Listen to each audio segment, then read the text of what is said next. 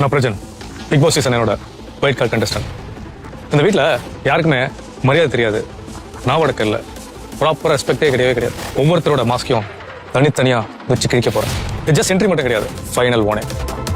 டேய், நீ வெளியிருக்க, வெளியிருந்து நீ ஃபைனல் வார்னிங் கொடுத்தா என்ன, கொடுக்கல என்ன, உள்ள போயிட்டு நீ என்ன பண்ண போறதான் தெரியல. வெளியே நின்றுக்கிட்டு நான் ஃபைனல் வார்னிங் கொடுக்குறேன், நான் எல்லாத்தையும் வச்சு செய்ய போறேன், முகத்தெரிய கிழிக்க போறேன், வச்சு செய்வேன், எல்லாரும் நாவடக்கம் இல்லாம பேசிட்டு இருக்காங்க, நான் போய் நாவடக்கம் என்றால் என்னவென்று நான் இலக்கணம் எடுக்க போகிறேன்னு இவரு பில்டப்பா தான் கொடுத்துட்டு இருக்காங்க. உள்ள போய் என்ன பண்ணுவாங்கன்னு தெரியல. இவர் கடைசியா ஏதோ ஒரு சீரியல்ல பார்த்தேன், அதுக்கப்புறம் மனுஷன் எங்க போனாருன்னு தான் தெரியல. இப்போ ஒய்ஃபோட உள்ள என்ட்ரி கொடுக்குறாரு.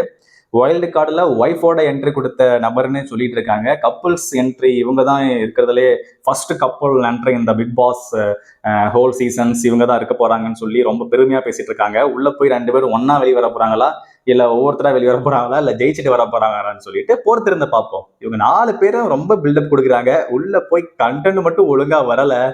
அப்புறம் இருக்கு உங்களுக்கு எல்லாம். நீங்க என்னங்க நினைக்கிறீங்க? 4 பேர் இருக்காங்க, 4 பேர்ல யாரு சூப்பரா பர்ஃபார்மன்ஸ் பண்ண போறா, இவங்க ஜெயிக்க வாய்ப்பு இருக்கா, வைல்டு கார்டுல போய் ஜெயிப்பாங்களா, இல்ல இவங்கள அப்படியே 4 பேரை வெளியே அனுப்பிடுவாங்களா, நீ உங்க சப்போர்ட் யாருக்குன்னு சொல்லிட்டு கமெண்ட்ல சொல்லுங்க.